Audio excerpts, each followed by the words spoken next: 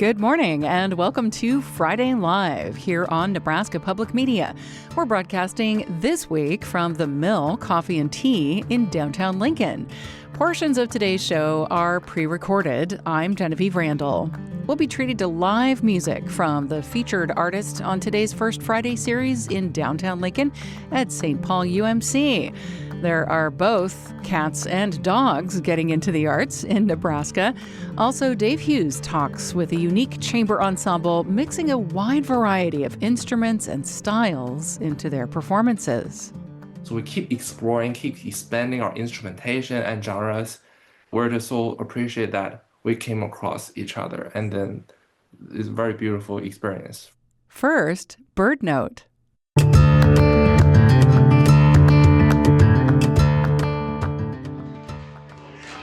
You're listening to Friday Live here on Nebraska Public Media. Support for programming, yes, thank you. Support for programming is provided by the Lead Center for Performing Arts, bringing the Soweto Gospel Choir to Lincoln on November 13th. The Peace Concert features a mix of African gospel music, freedom songs, and spirituals. Tickets on sale now at leadcenter.org. We will start our show this morning with live accordion music. Julia Williams is playing on the St. Paul First Friday Concert Series today, coming up at noon, so I guess we're her warm-up act here.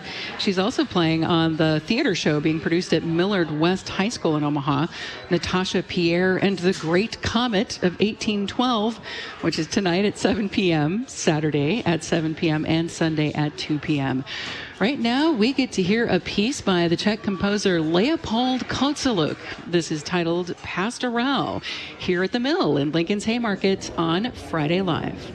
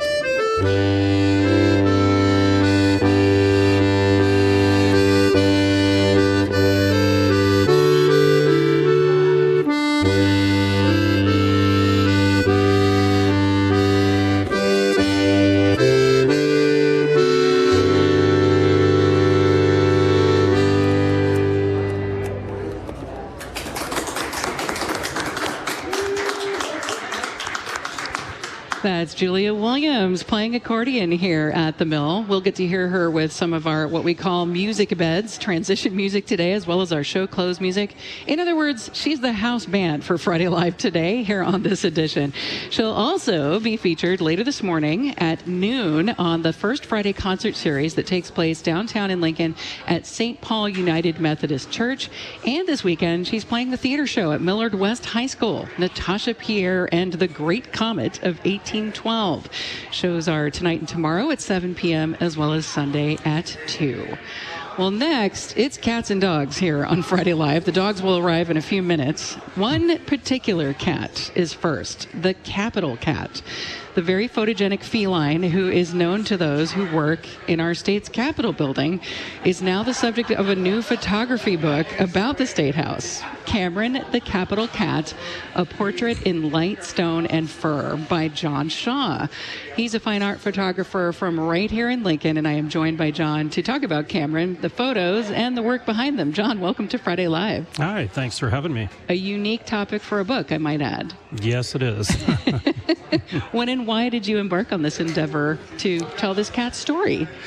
Well, I had always been a photographer and loved photographing the Capitol, and I was there one day in late November, and I was testing out a really long telephoto lens from about a mile away on A Street, and I zoomed in, and I thought, this looks like a cat sitting here on the steps. And I showed my daughters because they're big cat lovers too. Oh. And I never even thought about it. And maybe 5 or 6 months later, I read an article and I thought, oh yeah, that's that cat that I photographed. And still never really gave it any more thought than that. And I was down there photographing the building again one day, and all of a sudden Cameron jumps up and poses, and that was the first photo I took of him that I have on the cover of my book, and I've sold more of that than anything I've ever sold before. So I kept taking photos of him.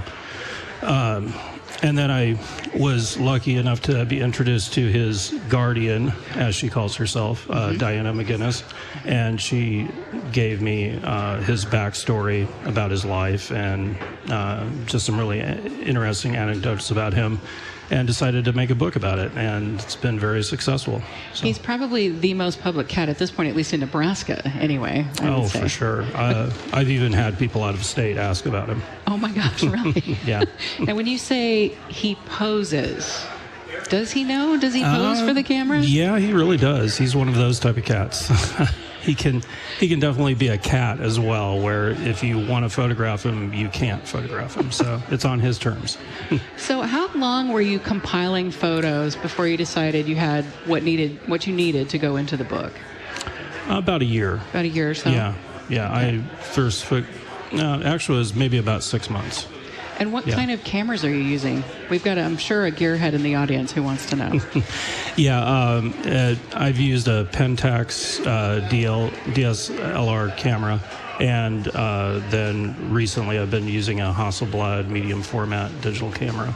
Hasselblad, some people know from the news, because wasn't there that brand involved in some sort of thing in space? We sent, I think, a camera out. Yeah, that was the camera they used on the Apollo missions. Right, yeah, that's something.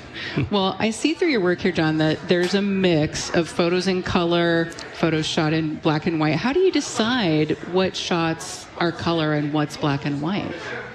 Really just kind of depends on the photo or the mood that I'm trying to convey, how it blends with the background or not. So there's a lot of things that go into it that way. So you've learned about the life of Cameron the cat. How much is the book about Cameron, and how much is it about the Capitol building? Kind of equal. There's a lot of tidbits about the history of the Capitol, the building, and then a lot about Cameron and how they intertwine. So stories from people that have had interactions with him, and yeah, it's a pretty good combination, I would say. Combination of both. Yeah. Well, on your website, it also says a portion of proceeds is shared in Cameron's honor to support his care and feline welfare efforts inspired by him. So what does that entail? Yes, we donate some of the money towards Cameron, and then just other feline causes. There's one coming up, and I don't have all the information yet, but it's in Beaver Crossing. There's a group that helps feral cats, spay and neuter them, give them shots, things like that. And we're actually going to be doing an event with them on the December 12th coming up. It's a charity auction, and it goes to a good cause that way. So, John, I have to know, even after finishing the book, do you go back and visit Cameron? oh yeah, I see him every once in a while. Okay, good deal. Yeah. Well, I've been talking here with John Shaw, photographer and author of Cameron the Capital Cat, a portrait in light, stone, and fur, detailing the photogenic life of Cameron the cat, from the Capitol Humane Society to the steps of the Nebraska State Capitol in Lincoln. That book is available for purchase now, and for more information, you can find a link, as always, through our website at nebraskapublicmedia.org. John, thank you so much for talking with me today, and for sharing thank you for photos of having me. Cameron. He's a beautiful cat. Yeah, he's quite the guy. You're listening to Friday Live here on Nebraska Public Media. I'm Genevieve Randall.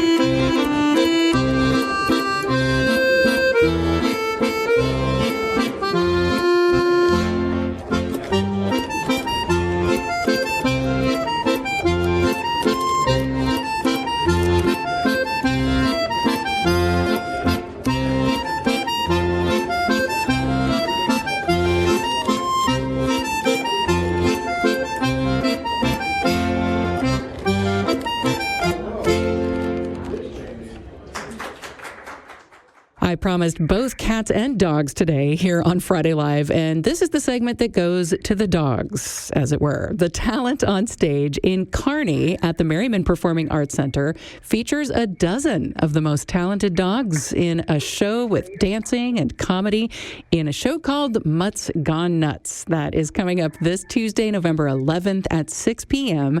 Joining me for more details is producer of this show, Scott Houghton. Scott, it's nice to have you on Friday Live. Thank you for having me. So we've got humans and dogs in the show, correct? Yes, we do. We have a cast of 4 humans, and we're at 10 dogs these days. And I understand that all of the dogs are rescue dogs. How do they become part of the show? We're big on rescue, and we always try to talk a little bit about animal rescue during the show. And, there's so many cats and dogs in the shelters in the United States, and it's not their fault they're there, and we feel like they deserve another chance. Usually they're there because of human error. And I think there's a misconception about dogs in shelters, like there's something wrong with them, or maybe they're bad dogs. But we've had really good luck with them, and it's always nice after the show. People always come up and say, I have a rescue dog, too. They're so proud of it, and it's great. They should be, because it's nice to give the dog a second chance. Yeah, I have to admit, I have 2 rescues myself. They are mutts, and they do occasionally go nuts. But I'm wondering what else you think audiences might take away from seeing a show with dogs who have this kind of talent on stage. They do tricks, they dance, and much more. Talk about how the dogs go through this training and what that's like. Our strategy with training dogs for the show is we just try to find out what the dogs enjoy doing, and then we reinforce those behaviors. You know, some dogs like to jump, some dogs like to catch frisbees, some dogs like to tug on stuff. So, you know, if you can just find out what they enjoy, reinforce those behaviors with toys or with treats or with praise, what you end up with is a bunch of dogs just having a great time on stage and playing. I mean, people, they can look at the performance and they can, you know, you can tell if the dog's having a good time or not. Their body English or whatever, you know. So that's our goal. When someone comes up to me after the show and says, oh my gosh, the dog's obviously having a great time up there, to me, that's the best compliment I can get. Scott, how do all the dogs travel from show to show? Well, we have a 30-foot motorhome that we travel in. When they travel, of course, for safety, dogs need to be crated. I do have one dog that I let kind of wander around. My greyhound, she's retired from the show, but she just enjoys a little bit of elbow room, so we just kind of let her lounge around. But she's a good girl, so it is challenging traveling with a bunch of dogs. And then, of course, you're on the road, but then we try to leave time that we can go out and take a hike or take them to the river, that kind of stuff, because they need that too. I'm sure they love actually getting to smell some new smells in a new place when they get someplace. We're in Texas currently, and they've been having a good time here because there's a lot of open spaces where they can run around. My last question for you, Scott. It occurs to me when classical pianists are on tour, they're at the whim of the theater, what kind of piano is there, and they have to warm up on that instrument and get to know the instrument. Do the dogs go through any sort of familiarity with the space that you're coming to, or do they care? It's interesting because once we get our flooring down and get our backdrop up and get our pedestals set up and get the props all laid up, we kind of try to make, obviously every venue, every theater is a little bit different. Sometimes stages are bigger, sometimes they're smaller, but once we get all our equipment set up and our backdrop and flooring and all that, I think it creates a really familiar environment for the dogs. They know, like, okay, we're here to work. They know what's happening. Well, listeners have an opportunity to see this show. It's called Mutts Gone Nuts, featuring comedy, dancing, tricks, and much more. 6 p.m. show on a school night also allows for enough sleep before Wednesday morning.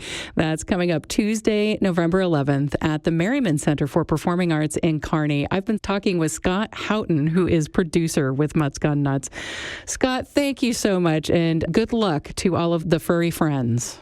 Thanks very much. If you want a little preview of one of our tricks, go to social media and just search for Double Dutch Dog, and you'll see our most amazing trick. This trick goes viral a couple times a year. It's an amazing dog that jumps rope.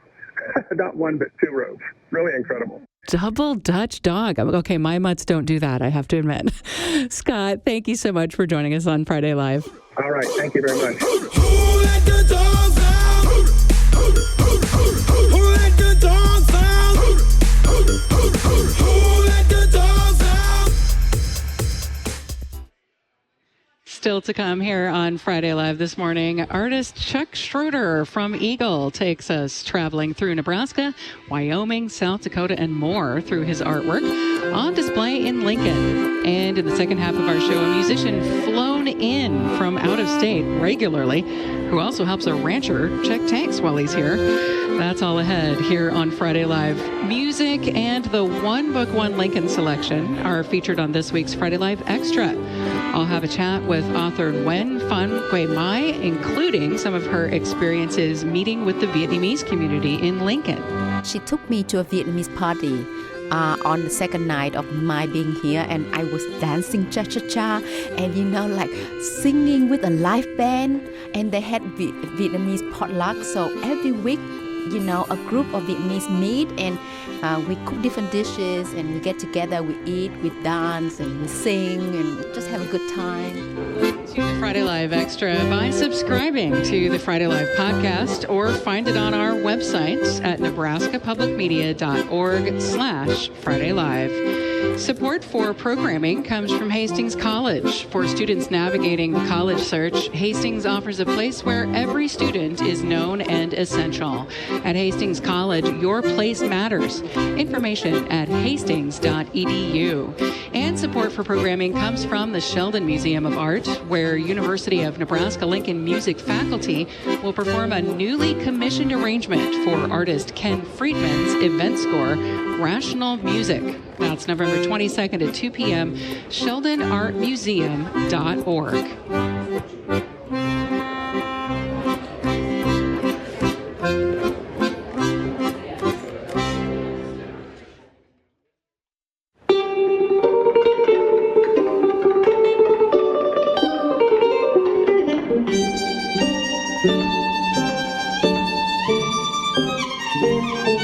I'm Dave Hughes. The Arts for the Soul concert series at First Presbyterian Church in Lincoln continues with Arcostrum, a violin and guitar duo, performing this Sunday, November 9th at 3 p.m. The program blends classical, traditional Chinese music, and even prog rock. Joining us today is violinist Strauss Shi and guitarist T.Y. Zhang. Welcome, guys. Thank you so much, Dave. And we're so happy to speak with you today and so excited to come this weekend. You two have such a diverse range of influences. What did you listen to growing up? I grew up in San Francisco in a family of all Chinese instrumentalist musicians. My dad, he plays the Chinese erhu, the Chinese fiddle, and my mom plays the Chinese dulcimer, yangqing, and the guzheng, which is the Chinese table harp. That was my childhood growing up in the house, just playing and performing with them, with my family ensemble. They're called Melody of China. So that was my life up until like middle school. Both of us were born in China, but I moved to San Francisco when I was 6. Mm-hmm. I came at a really kind of awkward time because it was like in the middle of the year, so I couldn't go into any of the San Francisco school district. So I ended up just following my family ensemble like on tours and just listening like every single day of what they play and perform. So that was my influences. That's how I started the Chinese instruments. And then when I was 8, I started, learning the violin. And then after that, my world came into this Western instruments plus, symphonies and sonatas, and I learned all about that. So now my life is 100% of both. Thanks, Strauss. T.Y.? What's funny is that if you ever hang out with classical musicians, you ask them, what music do you listen to? A lot of times they say, we never listen to classical music. We love all kinds of spectrums of music genres, for example, because we do love and we analyze and we study classical music very in depth. For example, we both love pop music. We love jazz music. Mm-hmm. We love so many different genres. For example, 2 of my favorite instruments that I dream of playing in another life. One is drum, another is electric bass. I'm all in for those 2 things because one of the most inspiring musical elements for me is beat, like the grooves, beats, and bass. That for me, I love it. Guitar can only do a little bit of that. I love that thing. It's kind of like the structure and the texture of a song or like a piece. One of the most inspiring kind of a moment, a concert we've both been to is Victor Wooten Brothers concert. Yeah. We're just mind blown. We share so many values together, how to produce a show. Of course, they're our idols. We're just oh my God. We're peasants. We need to learn so many things from them, but we get inspiration from so many genres of music. How do you decide which genres or pieces to bring together in a single program? I think I would say 3 to 4 years ago, and everything before that, we've only played tango and classical.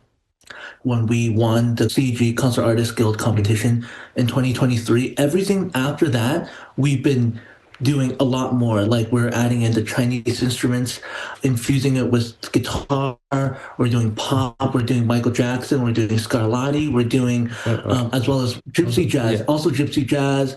Before that, we've known each other for almost 10 years now. In the beginning, we performed meditation from Thais. We did a lot of piazzolas, I remember, in the tango. And then so now what's going on is we're taking all of what we learned, all of our influences, what we hope to play, what we love to play, and to share that with the audiences. Yeah.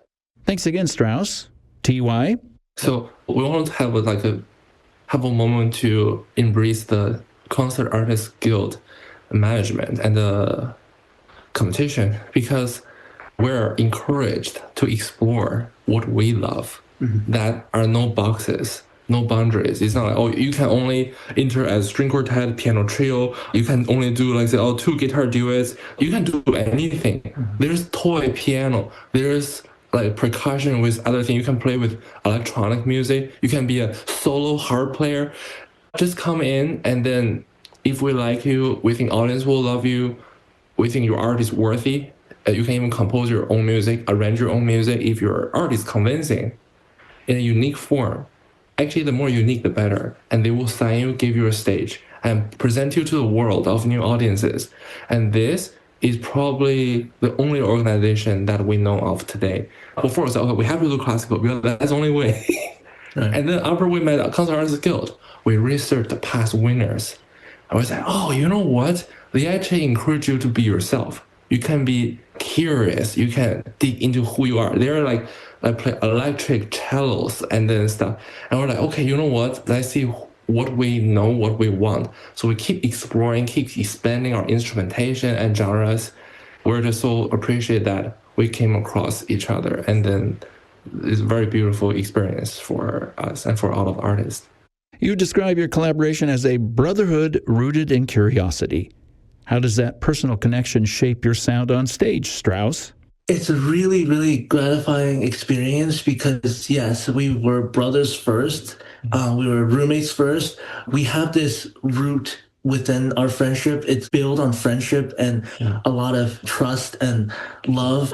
Actually, on stage, first, what comes out is the chemistry and our humor, like just our natural humor that we have off the stage as well. So we bring everything off the stage on stage, and that's actually our genuine rapport and our feelings for the friendship.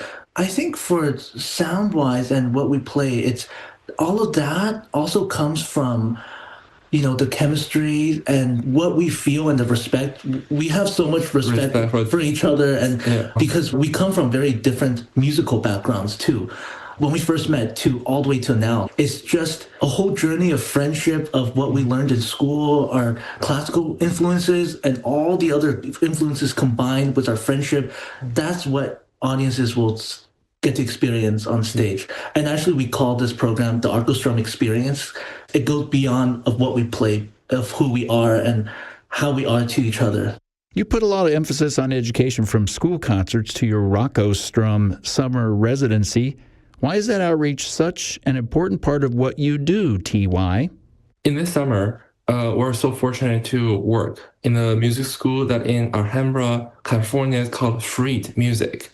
We're all colleagues graduated from USC. They opened this huge, very high level, summer intensive. We encourage students to be able to kind of experience everyone. We live in this society that values collaboration, innovation, creativity, and how to work with others, like teamwork, leadership, everything. And we want to train and let the young students to experience and exercise all of that in their early age in this summer with music collaboration. So we put all the classical trained kids together across from different disciplines, like they're string players, they're woodwinds, they're pianists, guitarists, right? And then they're gonna come together. Some of them are also play drum for the first time. And then they need to brainstorm together, a group of say 8. Everybody write down their favorite songs they want to arrange together. And then they need to pick and choose whose song gets picked, how they choose. That's teamwork. And then they're also going to be leadership, where we see like a group of under 14 young boys.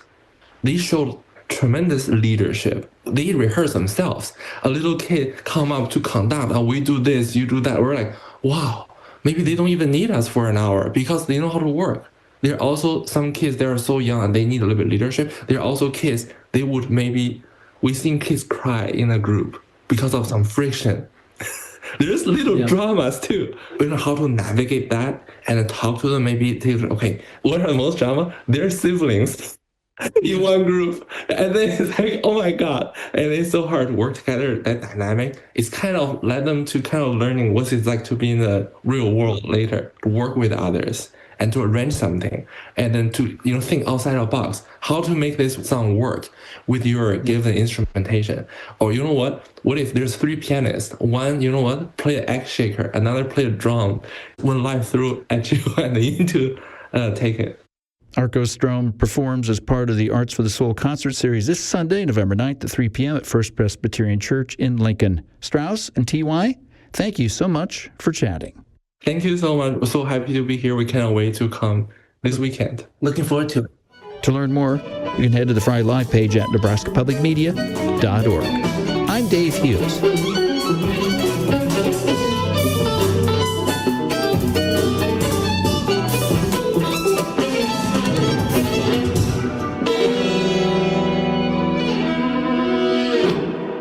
Chuck Schroeder is showcasing his newest collection, Walk With Me, People and Places I Love, open now at Wallspace LNK Fine Arts Gallery in Lincoln.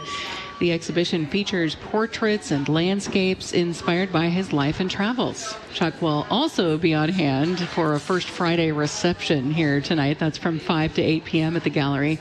Chuck, welcome to Friday Live. Thank you, Genevieve. Always fun to be part of Nebraska Public Media. Yeah. We're glad to have you. What inspired the name Walk With Me? This exhibition, we've done 19 one-man shows over the last 6 years in and around Nebraska. And this was an opportunity really to stop and look at where I've been, not only physical locations, but mentally, spiritually, and artistically over the last 8 years. So it's a broad collection. There are over 60 pieces on the wall, as well as another 40 in a drawing album, and even a book of illustrations that I just did for a poet in Taos, New Mexico. So it's the broadest range of my work that we've ever offered to the public, and it's just been great fun. I would love for you to talk about some of the places, a lot of these works, of course, inspired by travel, but as you mentioned, also spiritual, emotional, different kinds of journeys. Can you talk about some of your favorite places that you've been and how it inspired a particular piece or how it connects to that emotional or spiritual journey? Well, in fact, I would even start with the portraiture, which historically was really the core of my work. So it ranges from James Terry, who was a well-known figure in downtown Lincoln and in the jazz world here, who is a dear friend. It ranges from James to the mango merchant in Port of Spain, Trinidad and Tobago. So as well as Pope Francis, a model named Ralph, who is doing a series of spiritually based poses for me on the life of John the Apostle. So it's, again, Robert Henry, who is certainly one of my artistic heroes, always says, don't draw or paint something just because you can. Focus on those things that really touch your heart. So all of these really fall in that category over a number of years. The landscape pieces range from a number in rural Nebraska, and I do a lot of commission landscapes for families. Anyway, we just unveiled one from Arthur County a week ago. Ranges from there to northern Wyoming, where my family pioneered 150 years ago, and I'm doing a number of works there, not only today, some landscapes, but also a number of historic works based in archival material at the University of Wyoming that my family left behind. There, Spearfish Falls, Spearfish Canyon in South Dakota is one of my favorites, as well as places all over Nebraska. And by the way, a few dogs, horses, and cows that I love. So we have an animal theme running through today's show, if you haven't noticed. Yeah. I love the idea of someone commissioning a landscape from you, Chuck. It reminds me of those photos a lot of farm families have where people flew through and did aerial photos of the property, but this instead is, a really personal work of the landscape. Here's how this evolved. I work with a number of teachers that I really admire, and 2 years ago, Scott Christensen and Chris Morrell both said if you would focus on landscapes for a while and get serious about it, it'll enhance your portraits. So I started down that road. It isn't that I'd never done a landscape, but it's become much more serious. And what's happened is that it has brought me into engagements with farm and ranch families across Nebraska largely, although also in Wyoming. I'm doing 2 major pieces in Wyoming right now, but where families say, we would like to have a painting, not a photograph, but a painting of a place that we love that we can pass on to our children and grandchildren. And my wife says I get up every morning hoping to make somebody cry. That isn't exactly true, but I must say, when I can do a painting of a place that touches people's hearts in the way these do, I think it's been a pretty good day. Oh, that is so nice. One of the pieces here is based on When Scrooge Stole Drawing, which is a poem by Rebecca Powers. How did that whole connection come about? How did you approach illustrating the poem? Thank you for asking. So Taos, New Mexico is really where my tribe of artists are. I started going to Taos 25 years ago and working with Renata Collins-Hume. Later led to relationships with Sherry McGraw and Chris Morrell in that community. Well, anyway, there's a group of artists called the Taj Magundi Group in Taos who have met every Thursday night for almost 50 years to do nude figure drawing. They are kind enough to include me when I'm in Taos, and they include some of my work in their annual publication. Well, 6 weeks ago, my dear friend and mentor, Sherry McGraw, called and said, let me just start by saying you're too busy to do this. You are too busy to do this.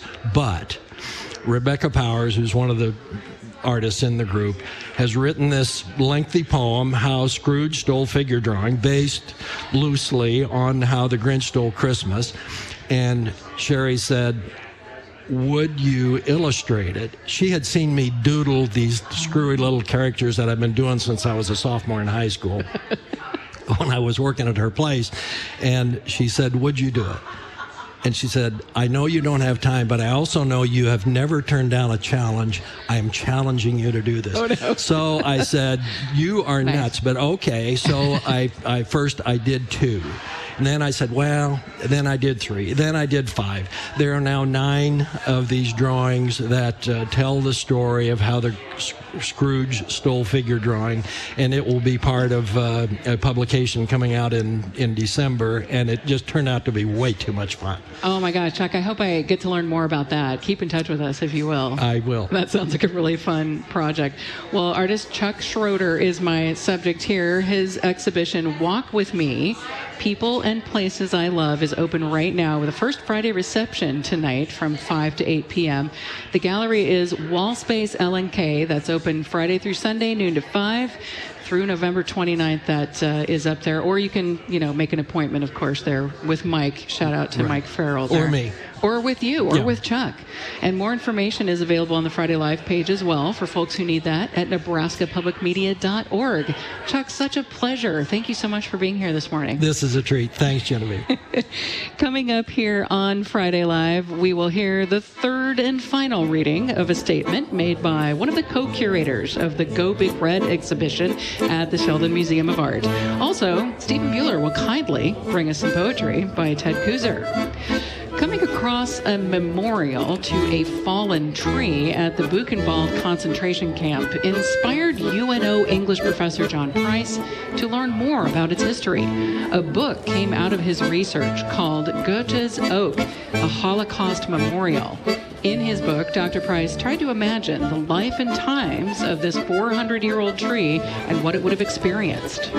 Obviously, I don't know how trees speak or think, but I felt like I needed to use my own imagination, wedded to research into tree communication and sentience, which is growing every day, to try to create a voice for this tree.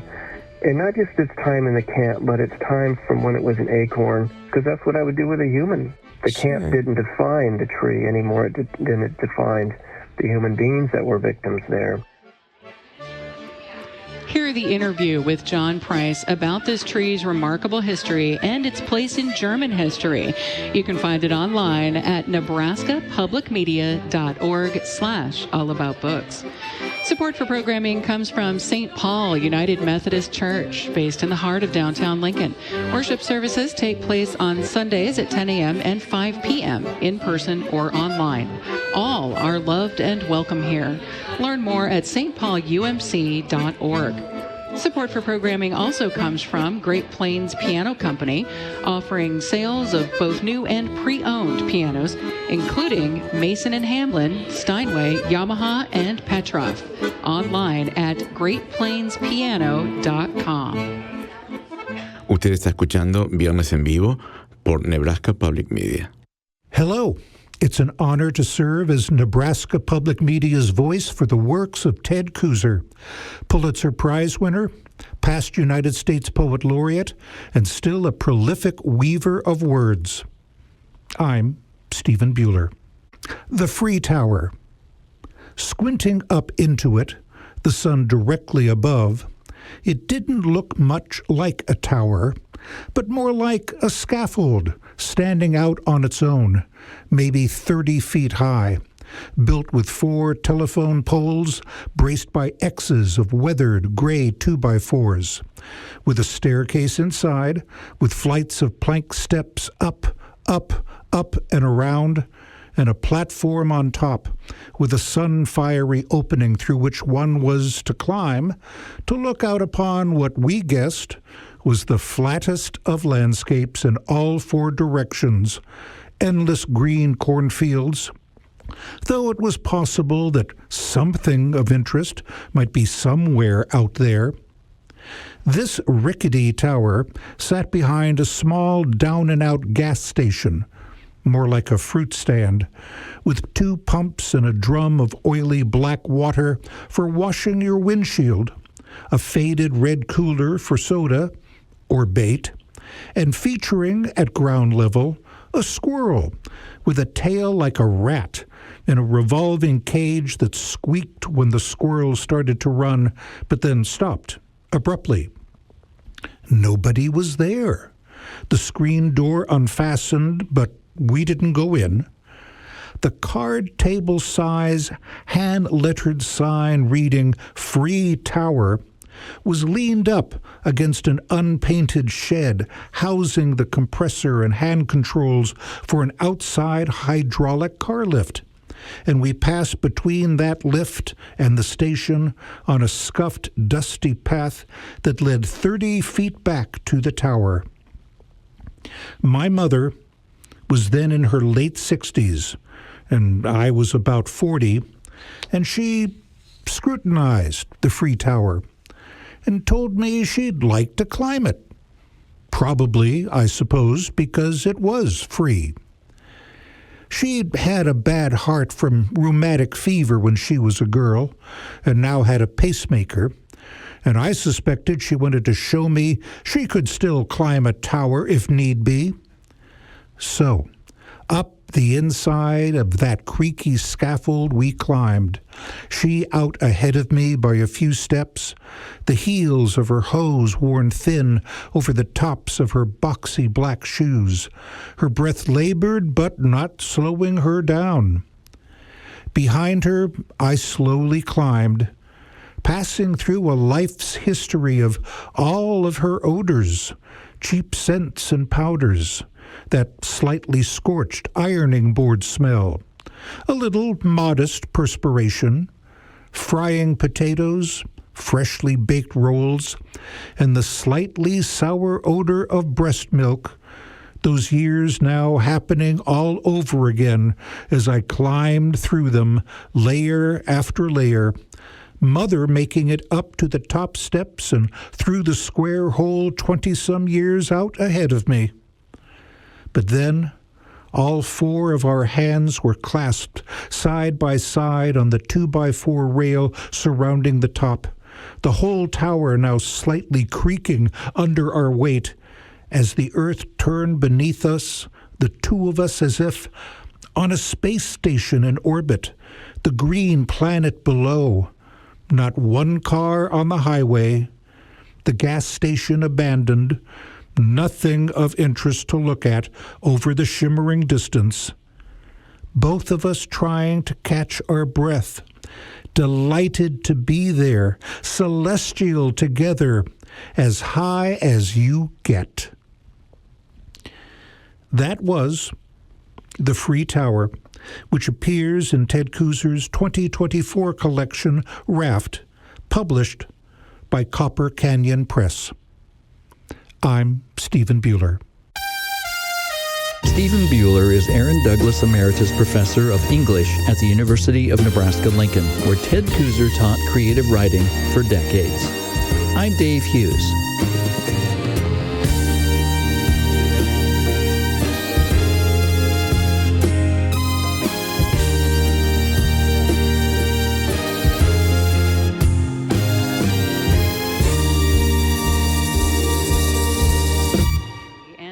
Campus contributed to the exhibition. Each co-curator wrote a statement to go with the piece they chose. What you'll hear next is a visual description of one of the pieces from Chief Curator and Associate Director of Curatorial Affairs, Magdalena Moskalowitz, and that will be followed by the co-curator reading their statement. In this case, longtime sportscaster Kevin Suits. Ned Cartledge Watermelon Slices, 1980-1981.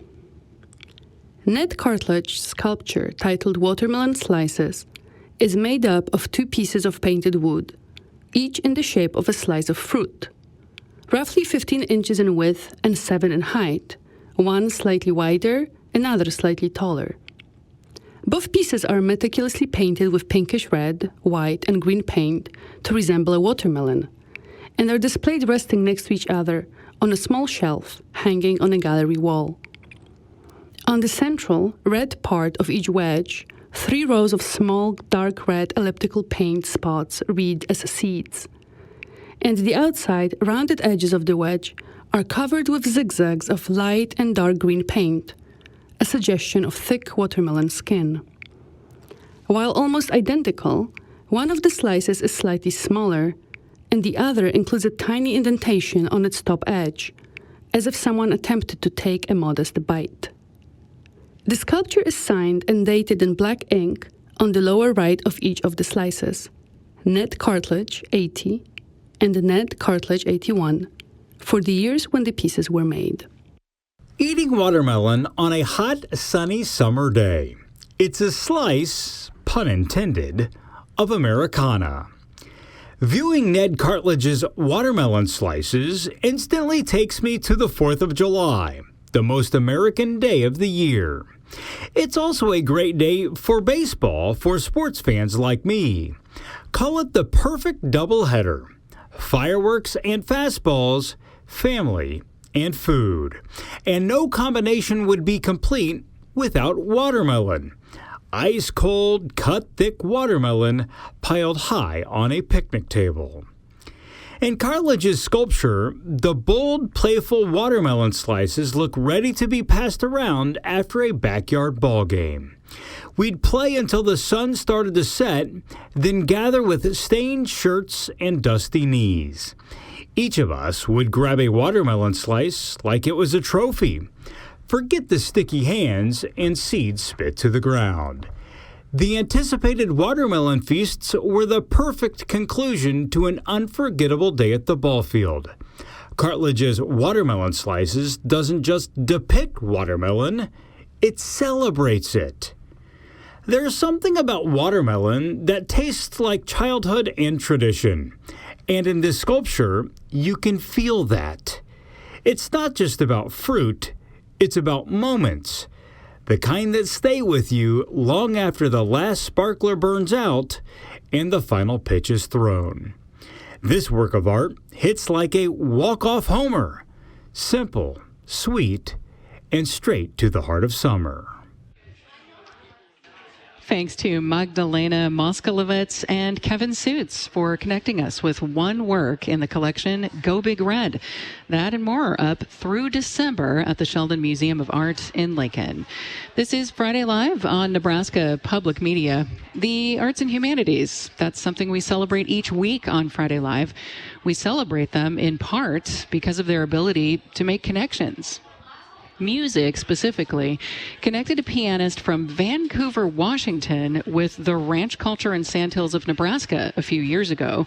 I first heard him playing at North 40 Chop House.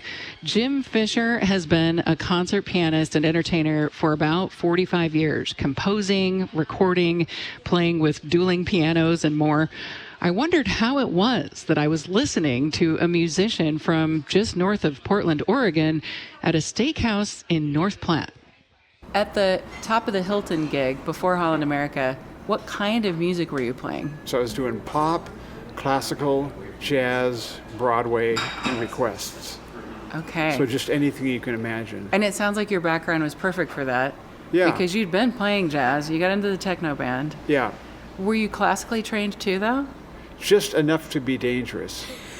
For instance, in the 80s, I would get a call. I played a lot of weddings then because a lot of brides getting married. And they would say, Jim, we need you to play this Chopin nocturne for this part of the wedding. And so I would learn this Chopin piece, And then, so you had the Holland Cruise Lines. Mm-hmm. And then what was the gig after that? The Portland City Grill. Portland City Grill. And that's where I met Rex, who grew up here in Nebraska. And Rex's story is he's a finance guy, but he loved cooking with his mother. And his mother was the pianist for anything that happened around North Platte or Curtis. And he just loves music. He came to hear me every Tuesday night at the Portland City Grill for 22 years. And when that gig ended because of COVID, he called me. He says, if you don't have any gigs in Portland, I'll fly you out to play at my new steakhouse in North Platte. And we say it's the best steakhouse between Chicago and Denver. And we also say it's the best piano bar in Nebraska because it's the only piano bar in Nebraska. This is amazing. So the first time I heard you play here at North 40, you played Debussy. I think I heard a Bach excerpt, but there was also some Billy Joel. There were show tunes. It was everything. Yeah. So if anyone shouts it out, you can play it. Pretty much. Did I also hear you sing? I'm remembering that I thought I heard you sing. Yeah, it's a singing piano bar. How often do you... Well, it depends. It kind of changed because the bartender likes the music quiet so people can talk. So if I get the sense that I got to, be with less volume, then I just quit singing, But if somebody yells out Piano Man, then I will play Piano Man or Billy Joel or Elton John or type thing, What's the most popular request? Probably Piano Man. Piano Man. Yeah. That makes sense. Yeah. Yeah. Do you think of yourself as the Piano Man? Yeah, I am the Piano Man. You are the Piano Man. Yeah. So, to me, it seemed extraordinary that here I was in North Platte, clearly listening to an accomplished and practiced musician, and then to find out when I kind of bugged you during your break between sets, you're trying to eat dinner, that you get flown out to North Platte to play. How common does this seem to you? It's not common at all. I think with Rex, with this restaurant, he brings in whatever he needs, whether it's seafood from the North Atlantic or a bartender from Britain, it's just carte blanche. That's so amazing. It's really a luxury, and as well as really to experience culture on the high plains, it is different than Portland, Oregon. I have seen in Portland, Vancouver, you might see a little bit of bravado. Guys drive around with big trucks with a flagging out the back, And I've not seen that in Nebraska. Really? I've not. I have seen it. But... Maybe in Lincoln. I don't know. Yeah. Oh, I have seen it. Actually, I've seen a coworker do it. So.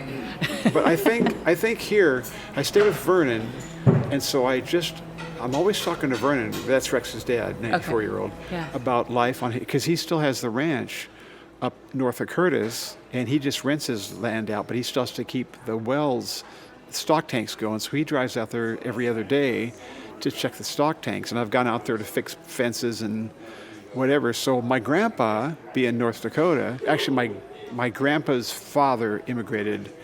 If you go to the Lawrence Welk farm in North Dakota, the entire interior of his barn is called The History of Germans from Russia. So I'm a German from Russia. Oh, there is a museum for the Germans from Russia in Lincoln, Nebraska. Oh, I didn't know that. Yeah. Okay. That's really cool. So Yeah. that's your background, the Yep. Volga Deutsch. Exactly. Okay. Yeah. So it's Excellent. all there, you know. So just the culture is like hearing the way I've gone to the auction here with Vernon here, and I've done things. So just experiencing a different lifestyle. Yeah. Slowed down. Yep. No traffic. Life is simple. I've talked to so many different musicians who make their livings in different ways. What if somebody came up to you and said, "Oh, I just started piano lessons," a really young person. You know, you can make a living at this? What's your advice? Can you make a living at this? What are the different avenues in which musicians can be professional musicians? Well, number one, follow your bliss. I've read a lot of Joseph Campbell in my time, and unless you follow your bliss, you may come back with ashes, you might come back with gold. So first thing I say is get a metronome and practice your scales. You have to have the dexterity to do that. And then I think Jeff Lorber, my teacher, just taught me to start transcribing everything and put that in the toolbox. And I come to work with my toolbox and execute upon delivery. So, and then there's probably divine intervention where it's just things line up. The first time I met Rex, I heard this kind of funny accent. I said, "Where are you from?" He says, "I'm from Nebraska." He was very proud of it. He got a scholarship to go study in England, and then he came back and made his living, you know, like he did. But he ended up getting into business, and now he's got the North 40 Chop House. Jim, such a pleasure. My pleasure, Thank too. you so Thank you. much for talking with me. Sure. That's awesome. Right there, Genevieve. I love it.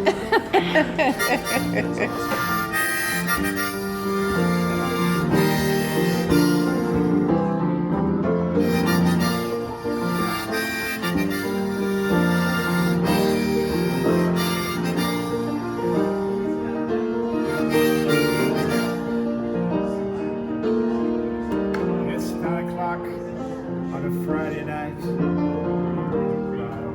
Shuffles in. There's an old man sitting next to me, making love to his tonic.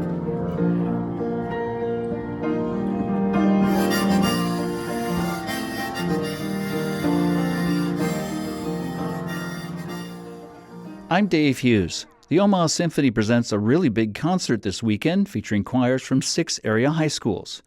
KVNO's Colleen Cook provides the details.